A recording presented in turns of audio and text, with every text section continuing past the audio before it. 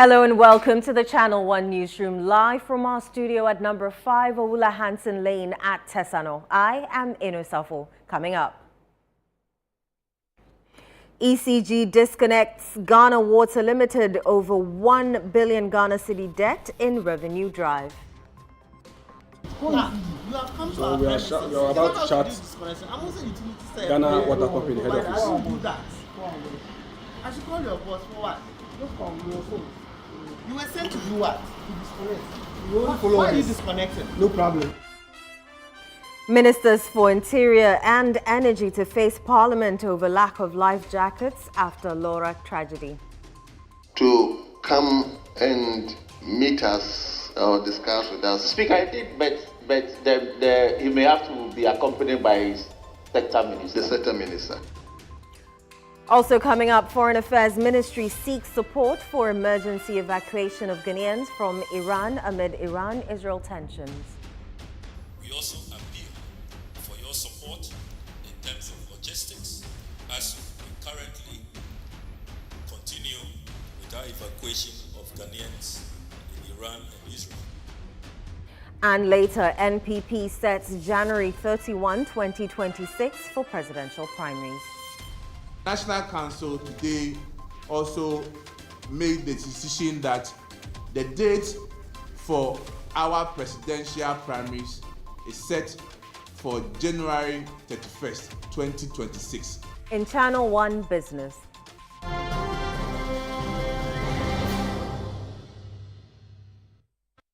BOG Governor Dr. Johnson Asiama hails Fitch upgrade as vote of confidence in Ghana's economy.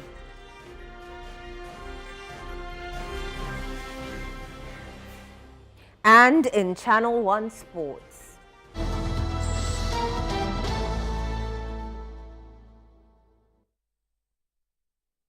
Ghana Boxing Authority repatriates body of Nigerian boxer Gabriel Olanrewaju, who tragically passed away in Ghana in March 2025 for final rites in Lagos.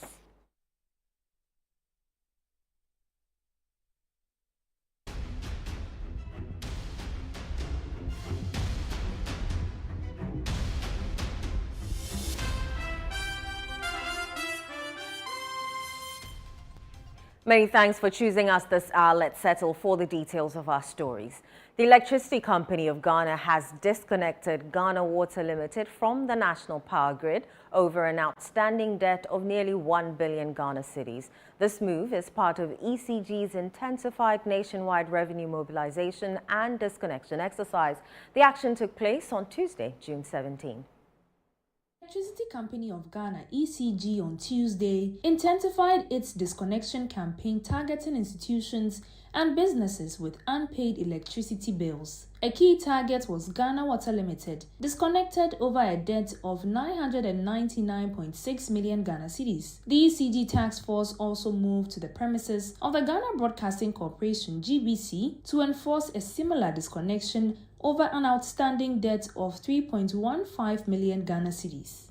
In the Roman Bridge district, institutions including Lancaster Hotel and the African Regent Hotel were cited for unpaid bills, though their disconnection status remains unclear. Acting General Manager in charge of operations at ECG, Ishmael Tete Oku, told Channel 1 News that Ghana Water Limited has been given a 48-hour ultimatum to settle its arrears or risk further disconnections, particularly at its main pumping stations vital to nationwide supply. We started this morning specifically with Ghana Water.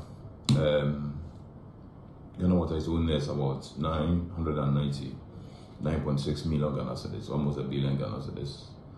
And so we are to disconnect their head pumps.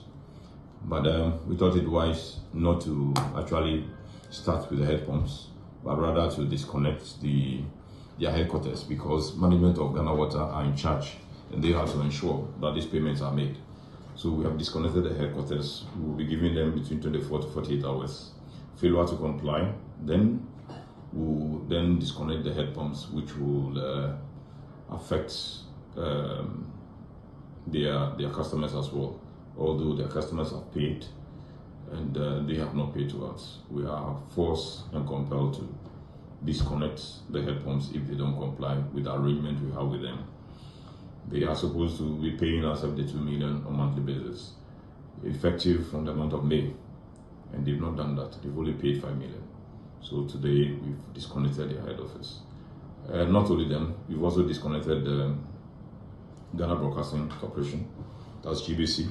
They're also owing us over 8 million Ghana cedis. He also appealed to the general public and all institutions to honor their electricity bills to avoid similar inconvenience. We also want to advise the general public, especially those who are owing, to pay their bills so that we will not disconnect them to sort of create any inconvenience to them. Channel 1 news sources confirm that ECG has also disconnected the Wager headworks from the national grid as part of the ongoing exercise. That facility alone reportedly owes close to 100 million Ghana cedis. Private and state-owned institutions are expected to be disconnected from the national power grid for the next few days or weeks until their debts are paid to the Electricity Company of Ghana. Reporting for Channel 1 News, I am Ejubi Biafe Akinti.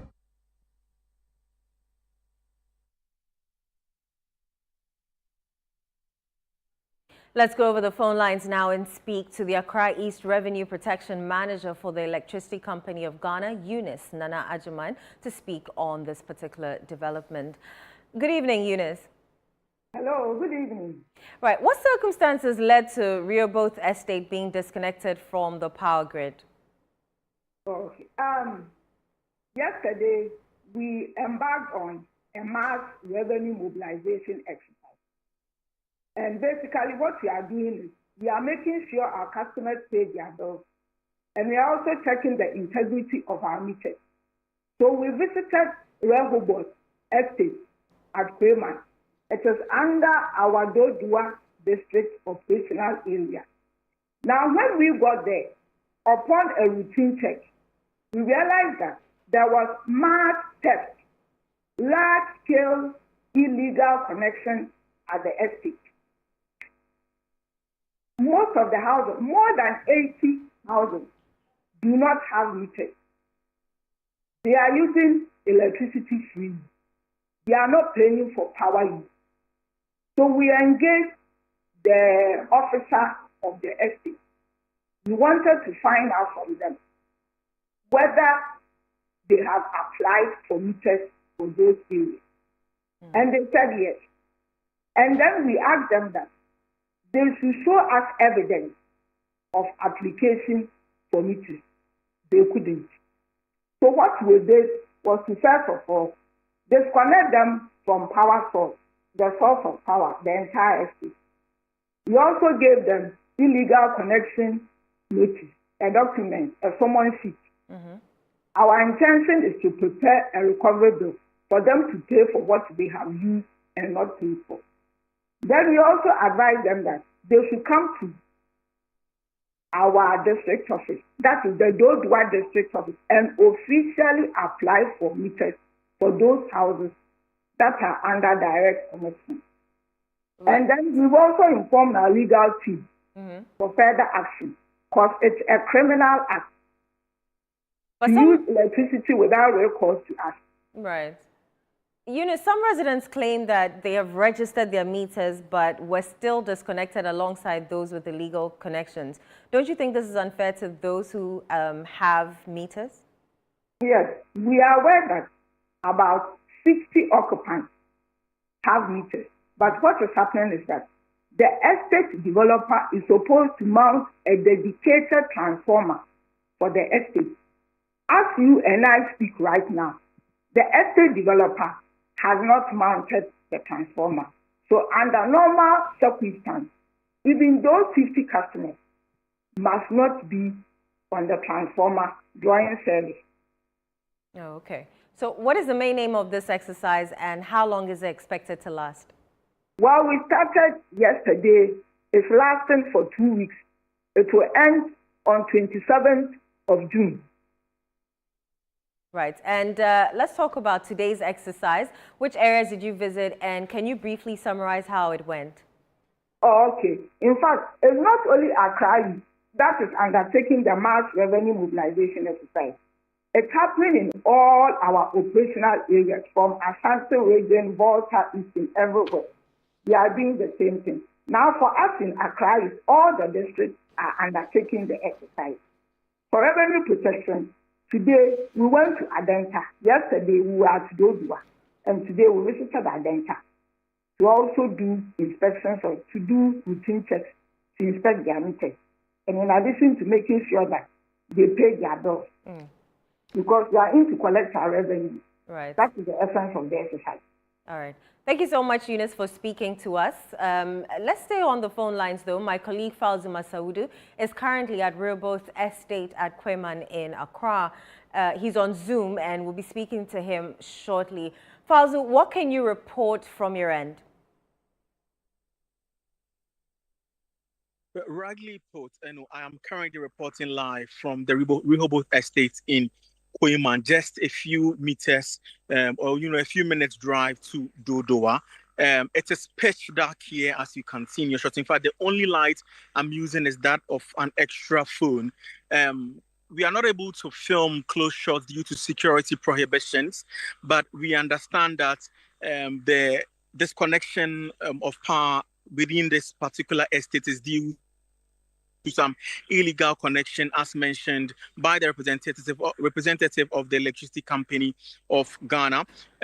If I'm able, let me try and see if I can just get a bit closer to paint. While you try that, though, have you been able to get response from management since you got there?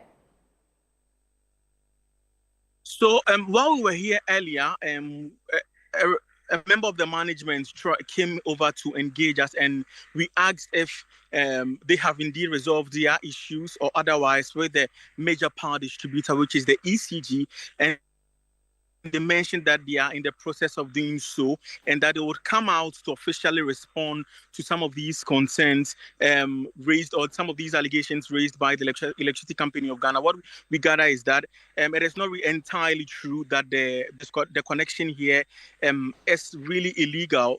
So we are just waiting to hear from management. Possibly we get something substantive to work with in the coming days. But we also tried to engage some of the residents, but they were tight-lipped. We do not know why they would not want to, respond to some of our questions, but they didn't want to speak to the issue. So this really is the situation here at the Rehoboth Estate in Kweman. If time will permit, I could just take my camera around.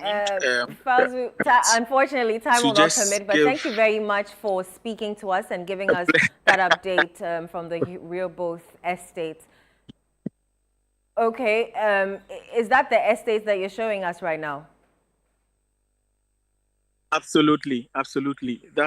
This just like 60 meters to the entrance, the main entrance of the estate.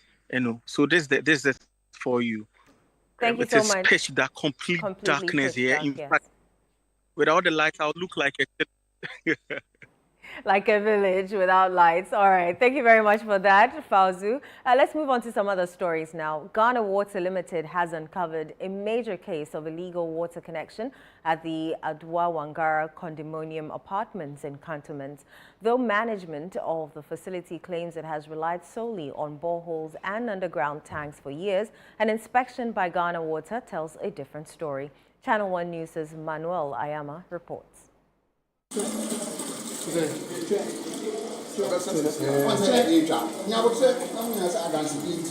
Adwa Wangara condominium apartments has operated in the high-end cantonment enclave for over 5 years.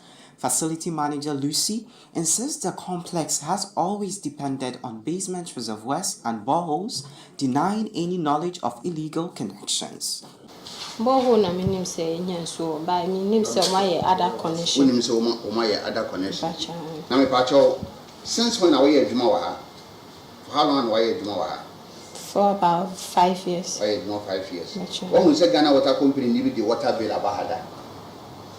Pacho na me enyame na me in charge. Nipa no in charge no we film. But acting on a tip-off, Ghana Water Limited carried out an inspection and discovered that The apartments were illegally connected to its pipelines.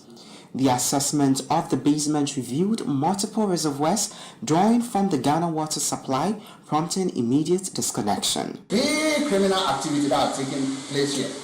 A serious criminal activity, because since they built this facility, we've never given them a water bill. For years, we've never given them a water bill. But for the fact that somebody gave us a tip-off, we will still have lived in delusion that they are not using our water. But here we are, the borehole line is off, we've logged it, but the line from Ghana Water is flowing. Speaking to the media after the operation, Communications Manager for Ghana Water in the Accra East Region, Nana Yauberma Bani, said legal proceedings will be initiated to recover funds owed. We will hand him over, him or her, we don't know, him or her, to the law enforcement agencies for them to use the law to work on him, to prosecute him. Not only that, the management of the apartment will also be handed over to the police. I've collected the name and the number of the owner of the place. I'm going to call him. So definitely the police will come after him. We will put him before court for him to justify why he should use our water and still tell us that he is using borehole and therefore not pay water bill. He also encouraged the public to report suspected illegal water connections, assuring informants of confidentiality and possible rewards. People who give us information which lead to the detection of illegal connection, we pledge that we will protect the identity of every single individual who graciously give us information that enables us to uncover or discover illegal connection. Now for the Ghana Water Limited, this is just the beginning. And it is, there are many out there like the Ajo Wangara apartments, and they are coming after them. Reporting for Channel 1 News, I am Manuel Ayama. The New Patriotic Party has officially set January 31, 2026 as the date for its presidential primaries, marking a significant shift in its internal election strategy following recommendations from its constitutional review process. The NPP's National Council adopted a proposal from its Constitution Review Committee to bring forward the date of the presidential primaries earlier than in previous election cycles. General Secretary Justin Frimpong confirmed the new timeline, stressing that the decision falls squarely within the National Council's mandate and will not require approval from the National Delegates Conference. In light of the spirit and letter of Article 13 of the NPP Constitution, that power is clothed with National Council to make that decision. And National Council today also made the decision that the date for our presidential primaries is set for January 31st, 2026. This move departs from the party's tradition of completing internal elections at all levels before selecting a flag bearer. Party sources say the shift formed parts of reforms under consideration in the wake of the NPP's 2024 election defeat. The adjustment to the election calendar was reportedly among the most debated proposals during internal consultations. Ahead of the July 2025 National Delegates Conference, the party has constituted a 9-member planning committee chaired by former Bekwai MP Joseph Osei-Owusu. The committee is tasked with organizing this conference, where delegates are expected to consider and possibly adopt additional constitutional amendments. A committee, or what we refer to as a planning committee, has been put in place by National Council to prepare and also implement directive that has been given to them for us to have a successful delegate conference to amend our constitution, the provision that has to be amended. A chairman for the committee is Honorable Joseph Osei-Owusu, former Member of Parliament for Bekwai. The New Patriotic Party, as part of efforts to reorganize and recapture power, has decided to hold its presidential elections earlier, particularly on January 31, 2026. A conference will be held in July 2025 to consider the recommendations from the Constitution Review Committee. However, the National Council has adopted that decision, which has been finalized, for the presidential primaries to be held way earlier than the internal elections. Reported for Channel 1 News, Hansen Ajiman. We're joined in studio by the Deputy General Secretary of the New Patriotic Party, Haruna Mohammed, who also serves as Secretary to the committee planning the party's National Delegate Conference in July. He's here to help us understand the rationale and implications behind the decision to hold the party's presidential primaries in January 2026. Many thanks for joining us, Haruna. Thank you. Let's first start with what policy considerations informed the decision to schedule the presidential primaries earlier than usual? Thank you very much. First and foremost, I would like to say good evening to your cherished viewership, and you yourself and your team of reporters who were with us since morning to this far. In fact, the National Council at our last sitting on the 16th of April did constituted these, that 16th May, did constituted this committee to consider possible areas of amendment where Article 19 of our party's constitution was triggered by the General Secretary of our party. In fact, they received over 300 proposals across the length and breadth of Ghana with respect to the membership of the New Patriotic Party. Discussions have been made, and today they presented their report to us. In the presentation of the report, they clearly indicated one of the decisions that ought to have been made today, and that is the decision to take the presidential primaries elections to be taken not later than January 2026. So today we considered the discussions that were made on the 16th of May, of which a decision was made that the party, per Article 13(1) of our party's constitution, the National Council is clothed with the power to take a decision to vary the date for presidential primaries. So it is not a constitutional matter. It doesn't require an amendment for that to be done. And we considered a number of factors when this particular decision was being taken. One, we all are seeing that all the brouhaha within the party and members of the New Patriotic Party who have expressed interest to lead the party by way of contesting for the presidential primaries, it is the anchor on which all the noise is being made. So if we are able to get that one out of our way and get a presidential candidate as early enough, one, the presidential candidate will be able to take on the government of the day as an opposition leader.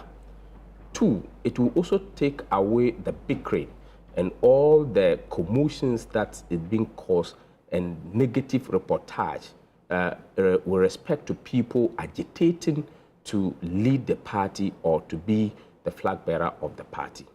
Three, it is also going to market the candidate enough with regards to us be able to get in contact with the international community, be able to get in contact with the business community, we'll be able to get in contact with the various stakeholders across the length and breadth of the world. We would get ample time to be able to explain our policy and be able to tackle and put government on its toe. Remember, we have just 88 members of parliament. So we need to have somebody to be able to get this done. It has always been a practice that we go through a certain process before we come. However, in these particular circumstances, the National Council exerted the authority of Article 13(1) to set a date based on the recommendations of the Constitutional Review Committee, who have said that this decision must be taken today. We understand that the lead up to this decision involved intense internal debate. What were the main points of contention? You know, the MPP has always been the beacon of democracy. And you don't expect a party, a consecutive party, a liberal party such as the New Patriotic Party, to take a first-time decision such as this, because this is the first time that we will be having a presidential primaries to be held first ahead of all other positions in the party as contested. So you don't expect us to just have it done smoothly. We would have to debate. And in every organizational institution, you disagree to agree. So what were the arguments? The argument was more of constitutional. And at the end of the day, we all agree that yes, that is true. The points that have been raised are very genuine. And then we also looked at the position of the party's constitution with respect to such a conduct. So we referred to the matter in question by looking at the constitution, which says that this should be done, and the General Secretary, within the space of 6 months, should be able to call for. Right. So if you look at the date, from now up to January, we have clear 6 month period for the General Secretary to communicate such to all the rank and file of the party, to get them abreast with the timelines for the conduct of the elections. Isn't there a risk that this decision could, deepen the cracks within the party or the divisions within the party? We have taken cognizance of all the size of the story, and we've also looked at what it will come up with. And National Council is a body that is represented by various stakeholders. The regions are represented. We have regional representations. We have the regional chairman. We have the national executives. We also have the members of parliament. We have the council of elders. We have leadership of parliament. We also have other members as specified by the national council as stipulated in Article 10 of our party's constitution. So what should we expect at this conference? At this particular conference, just as you have always seen from the New Patriotic Party, it's going to be a contest of ideas. It's going to be a contest of what I can do. It's going to be a contest of unifying factor, a contest of selecting somebody who will be able to manage the affairs of Ghana properly, because we have always had a superior proposition with regards to the governance of the state of Ghana. And that is why we have always have the highest mortality rate of our implementation of our activity. Even after we exit government, you can still have traces of what we have been able to implement. Haruna, I know it's been a very long day, so we'll end it here. Thank you very much for coming in studio to speak with us. We appreciate it. Thank you very much. Surely it has been a very long day, very stressful, but CTI cannot avoid to come. Thank you so much. Let's do some more stories now. The ministers for the Interior and Energy are expected to appear before Parliament next week to address concerns over the lack of life jackets in communities that rely on water transport. This follows the tragic drowning of 7 Laura Secondary School students on the Black Volta on June 13. Channel 1 News' Charles Owusukumi has more in this report. June 13, 2025, members of the Laura Secondary School Cadet Corps were on a routine jogging exercise when they attempted to cross the Black Volta River at the Dipe in Ekenoun. Tragically, the vessel capsized midstream, throwing all 10 students into the river. 7 of them drowned. In response, the Member of Parliament for Laura, Bid Zidane, made a statement on the floor of Parliament urging NADMO to urgently provide life jackets for communities that depend on water transport. I believe that what happened could have been avoided if there were life jackets available to the students. Unfortunately, there was none. I therefore wish to appeal to NADMO to take steps to provide life jackets for the Dipe community and all other communities along the Black Volta that use boats to commute, because that appears to be the only means of transport. This should not be allowed to happen again. Let us take preventive steps, including public education on safety and security.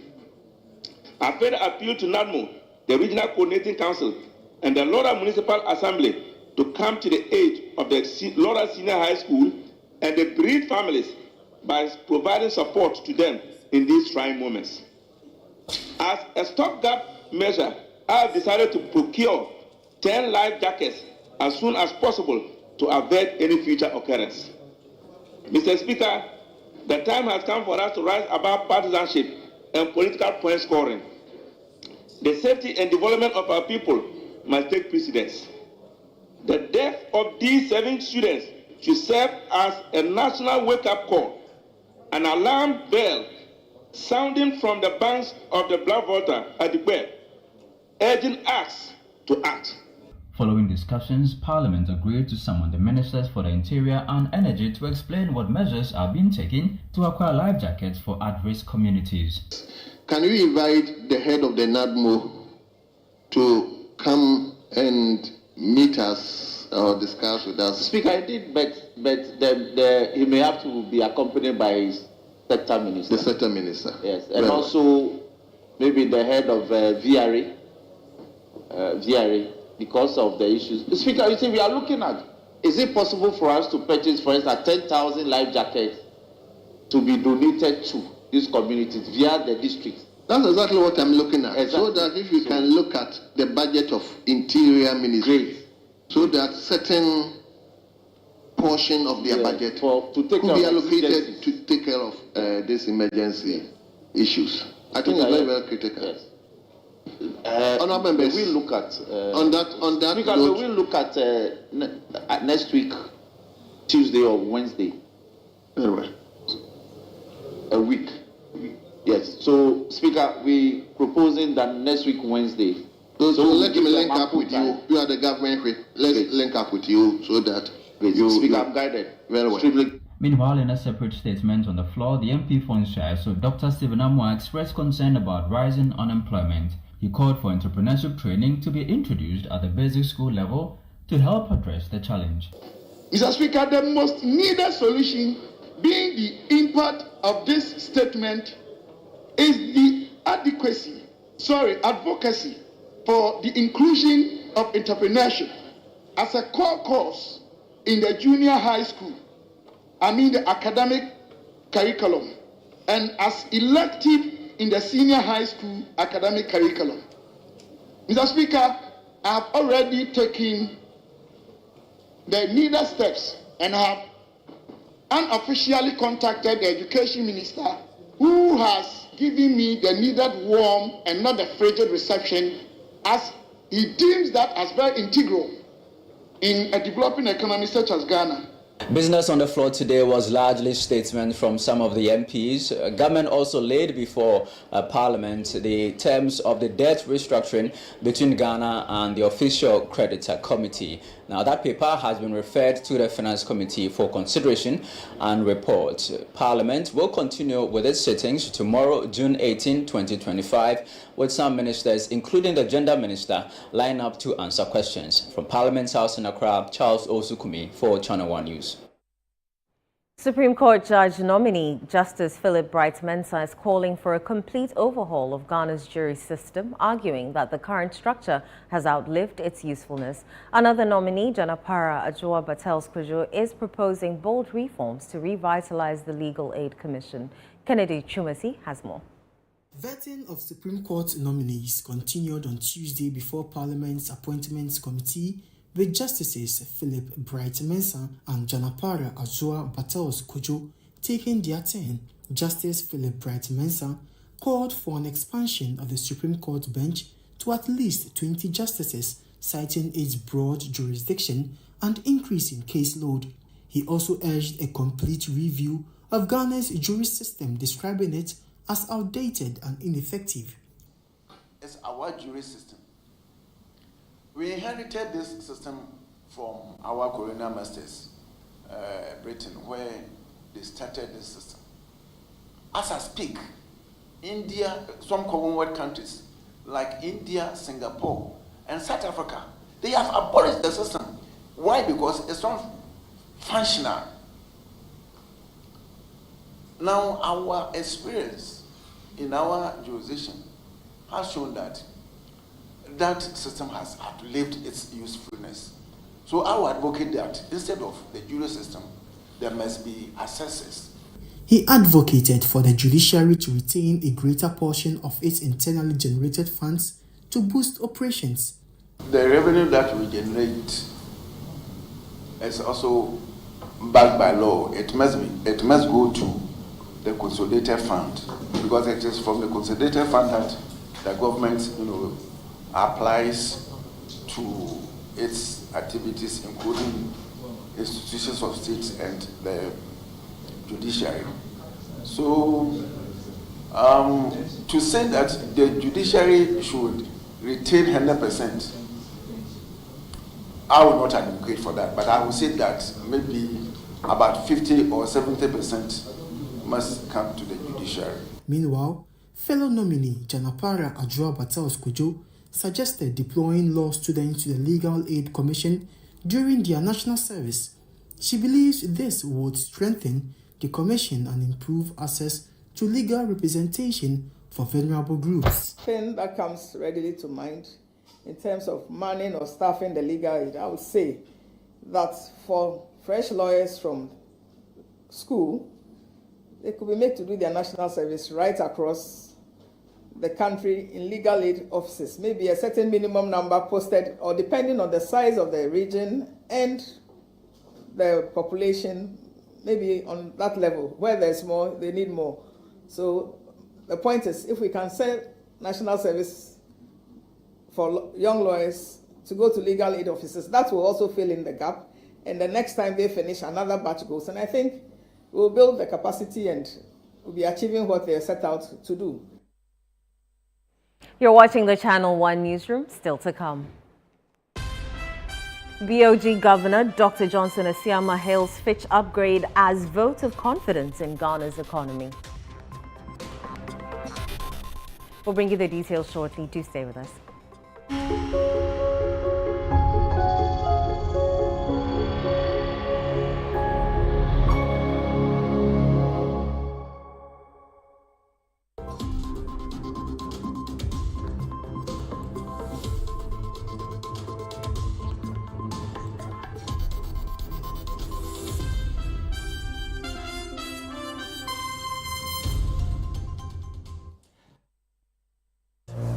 Yo, Green, you no go job. You look unhappy and seem to be in pain. I have this long-standing well at my anus and it keeps coming and going. I feel sick and so uncomfortable, bro. Have you taken into consideration going to the hospital? I've been to several hospitals and they keep telling me the same thing. They said it's anal fistula. I have to undergo a surgery. I'm scared I might not be able to hold my stool if I do this surgery. Wait, have you considered seeing a proctologist? Which one is that? What do we have proctologists in Ghana here? Bro, we have a lot of them. They are being trained every time. Where can I? An anal fistula is an abnormal tract which connects the inner parts of the anus to the skin around the anus. As long as this tract persists, there will be a recurring boil around the anus. A proctologist is the one credited with excellent outcomes of surgery of anal fistula. Laser and ligature anal fistula surgeries are the modern methods with very low recurrence rates.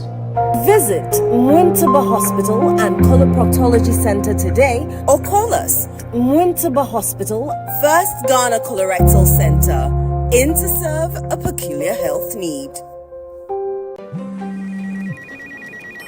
She's coming. She's coming!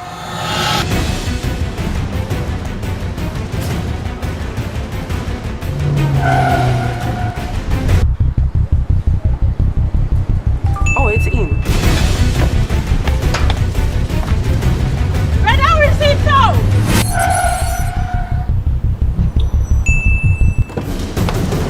Boss, you like my bag? Okay, here. Take this. She's coming. I know. Go to the pharmacy now. She's coming! Oh.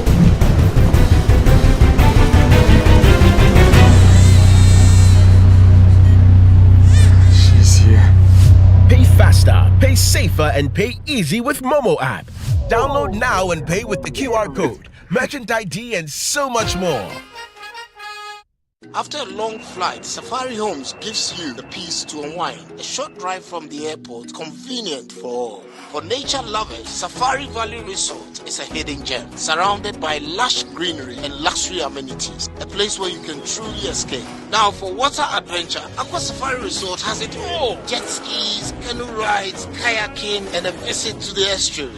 And for more excitement, Safari Eco Park is the perfect place to get closer to some amazing animals. Visit Safari World in Ghana, together bringing you closer to nature.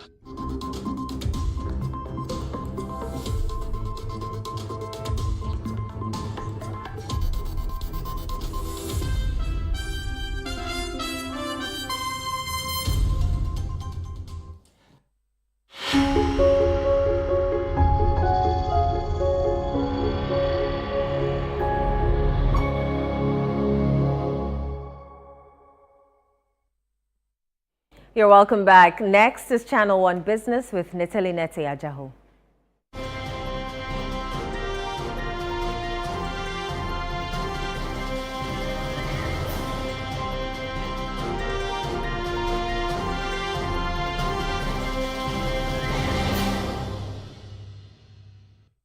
Channel 1 Business is brought to you by MTN and Ecobank. Every day, people have money emergencies. Ma, I need my school fees emergency. Mommy, chop money emergency. Emergency.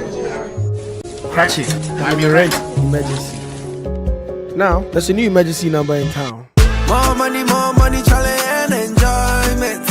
At the top life we got. Dial star 770 hash for all your money emergencies and chop life.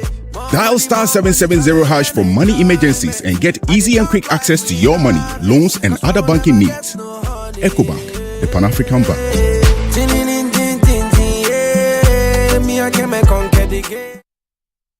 Hi Nathalie, how are you doing? I'm good, and you? I'm very well, thank you. I understand our credit ratings is going up? Yes, and the Bank of Ghana governor has stated that it's a positive sign for investors to show that we are doing something right, so they can come back. Definitely. Give us the details. Okay. Now, Bank of Ghana Governor Dr. Johnson Esiama says Fitch Ratings' recent upgrade of Ghana's credit rating is a strong endorsement of the country's improving macroeconomic fundamentals and external sector performance. Fitch has revised Ghana's credit ratings from restricted default to B with a stable outlook. There's more in this report by Emmanuel Opon.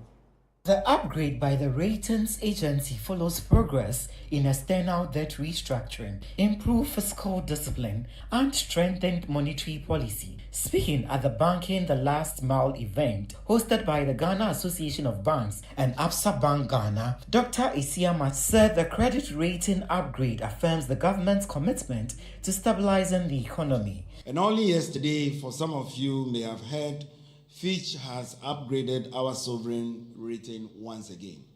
This is testament to the progress we are talking about.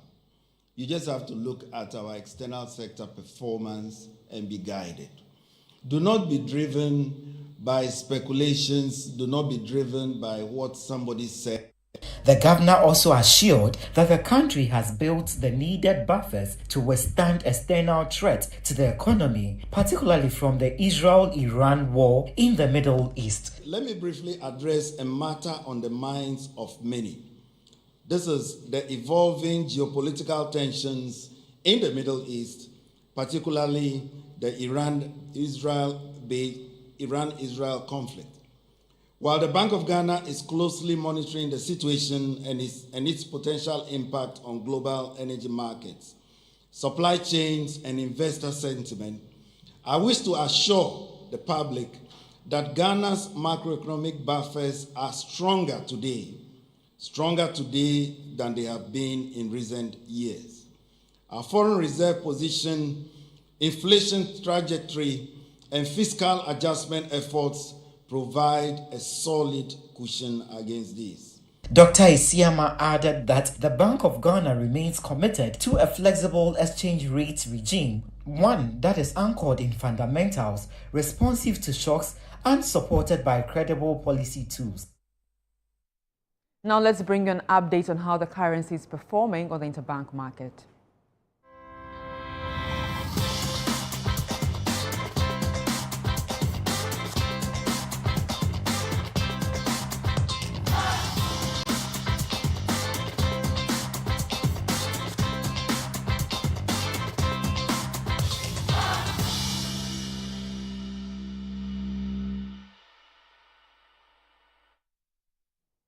And that's all for Channel 1 Business. I am Neti Ajaho. Over to you, Eno. Thank you very much, Netili. Let's do some more stories. The Civil and Local Government Staff Association of Ghana is urging its members across the country to comply with its ongoing strike at the Births and Deaths Registry. The strike is in protest against the continued stay in office of the acting registrar, Samuel Adumbotre, whom Clocksag accuses of misconduct.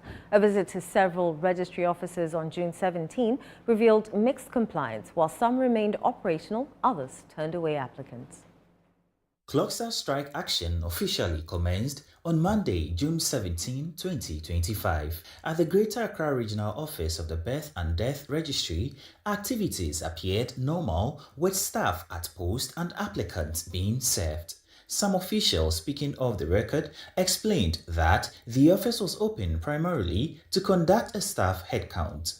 A similar scene played out at the registry's head office at Shiashi in Accra, where operations continued largely unaffected by the strike. The situation is no different here, as officers at the head office of the Birth and Death Registry here at Shiashi are currently at post carrying out their usual duties. And on my right hand side you can see some applicants undergoing the processes of their documentation, and on my left hand side too you can see applicants here in queue getting ready to undergo their processes. And so the situation here is that officers here are still at post and the strike declared by Clocksag is yet to take effect. But in sharp contrast, the Ashanti region recorded full compliance. Offices were shut and applicants were left stranded. Frustrated visitors expressed their disappointment and called on government to urgently resolve the impasse. Just to know, I just find out that they said they are going on strike right now, and I don't know what to do. For now, I just I don't know if I should refund their money to them because I've already paid the money and everything, the forms. When I went to make my passport, I was asked to do the rightful changes before I can do the passport, else I'm going to face a lot of challenges. So I decided to come here today for it. When I came, they told me that they are on strike unless I come back on Monday. It's Friday rather. So I was directed to take the number on the signboard, but when I tried calling, they said the number is deactivated. So I don't know what to do right now. You need it urgently.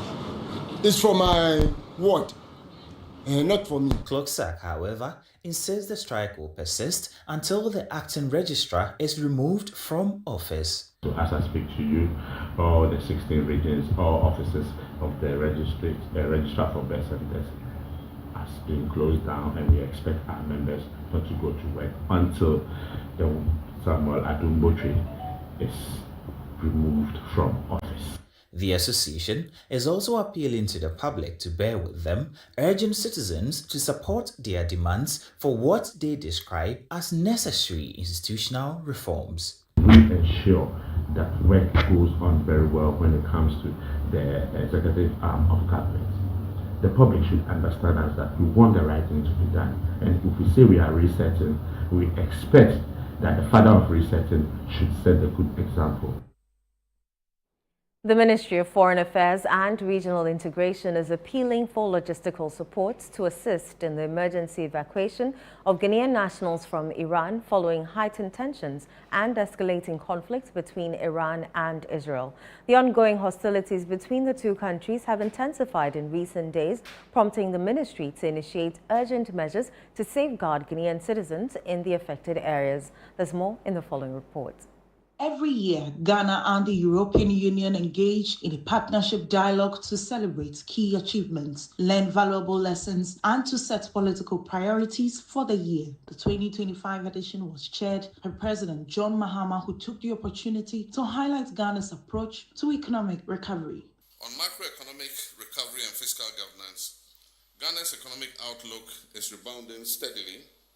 Our administration remains committed to restoring macroeconomic stability through prudent fiscal management, enhanced domestic revenue mobilization, and expenditure rationalization. Working in partnership with the Bank of Ghana, we're stabilizing inflation, stabilizing the cedi, and pursuing debt restructuring strategies to restore confidence and rebuild the fiscal space for development. These efforts are yielding fruits And only yesterday, the Fitch Rating Agency upgraded Ghana's credit outlook to B-, stable outlook. We're also pursuing regulatory and institutional reforms that promote transparency, reduce inefficiencies, and expand our fiscal base.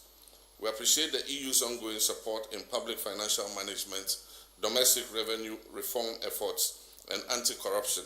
The Foreign Affairs Minister urged for peace, sustained diplomacy, and a citizen-first foreign policy as he called for aid to protect citizens from high-risk areas. Distinguished ladies and gentlemen, we also appeal for your support in terms of logistics as we currently continue with our evacuation of Ghanaians in Iran and Israel following the unfortunate conflict that has erupted over the last few days. The minister gave an update on some embassies facing encounters over land disputes. I can confirm in the presence of the President that we have also resolved all outstanding issues with those of you who had challenges with the Lands Commission. All of that has been resolved. I personally chaired all those sessions. Meanwhile, the European Union is investing in Ghana towards vaccine production. As you know, the European Union recognizes Ghana as a key player in Africa, and just few short years after the devastating global pandemic, based on our collaboration, Ghana is on the verge of becoming a producing life-saving vaccines, not only for itself, not only for the region, but for the continent. Together with Germany,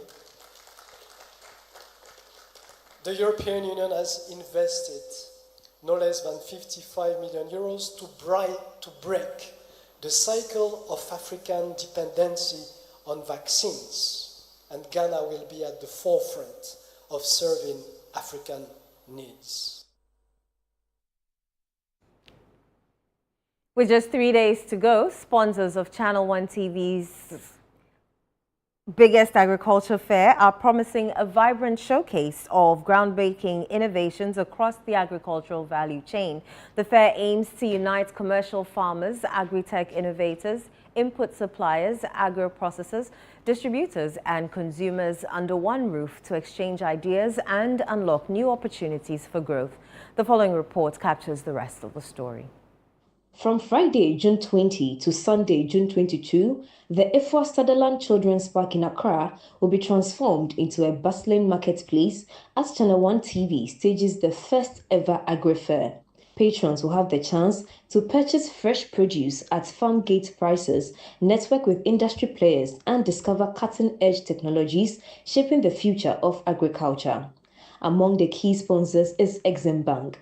The institution says the agri-fair supports its mission of funding businesses across the agriculture value chain. When it comes to agri, Exim always comes to mind because most commercial banks shy away from direct agri production. Yes. That is where we go directly. In fact, we chase them. And then, so agri-fair is just promoting what we finance. Correct. We are promoting what we finance. It falls in tandem. And the product that will be exhibited are the produce that we want to produce here to ensure we had food security. Okay, which means you have farmers you deal with and businesses you've supported who you would like to even showcase, correct? Oh yes. The head of SME at Exim Bank adds that the event offers a unique platform to identify promising farmers and agribusinesses that deserve investment to scale their operations. We're going to have a booth, and at that booth, we'll welcome people who want to make inquiries about our product and our services. We'll also be looking for potential agri-businesses that we can support to grow. So if you're a farmer coming to exhibit, be looking out for Exim. Yes. Because they may want to give you the impetus to move to the next level. Yes, we'll also look out for you. If you see potential, we'll come to you. Straight. We have a whole advisory department that will be there to advise you on how to even get ready to access Exim. You're still watching the Channel 1 Newsroom, still ahead. Ghana Boxing Authority repatriates body of Nigerian boxer Gabriel Olarinwaju, who tragically passed away in Ghana in March 2025 for final rites in Lagos. We'll bring you the details shortly. Do stay with us.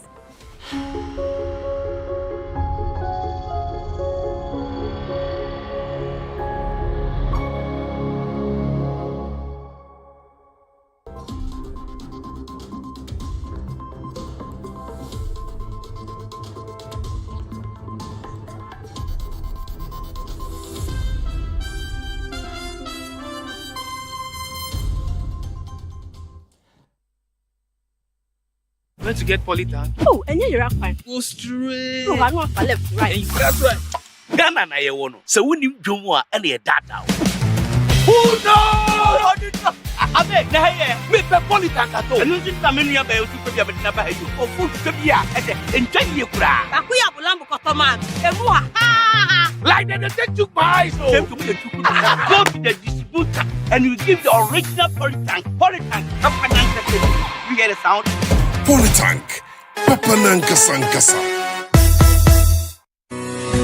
Imagine a place where technology and compassion meet. A sanctuary of health, precision, and trust. At Olive Health Diagnostics and Imaging, we redefine excellence. From advanced ultrasound, X-ray, and CT scan services to accurate laboratory, cardiology, and dentistry, our mission is clear: to provide the care you deserve with accuracy, precision, and speed. Your trusted healthcare partner, Olive Health Diagnostics, always ready whenever you need us. Olive Health Diagnostics and Imaging, redefining excellence in medical diagnostics.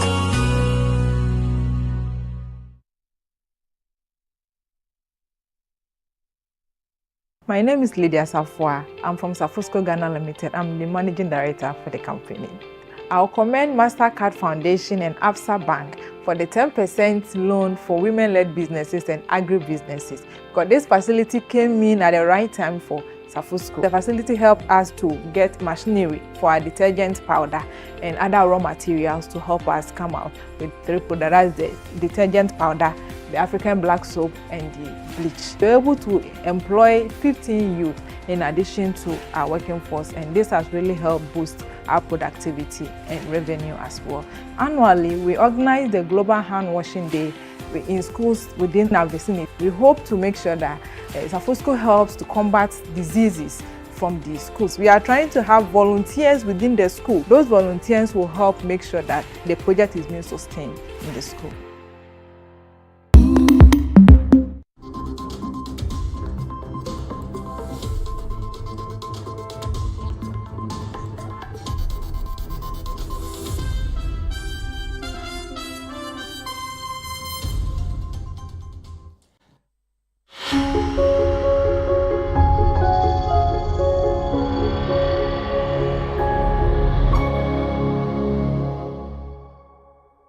You're welcome back. Let's go to Channel 1 Sports with Benjamin and Ketia.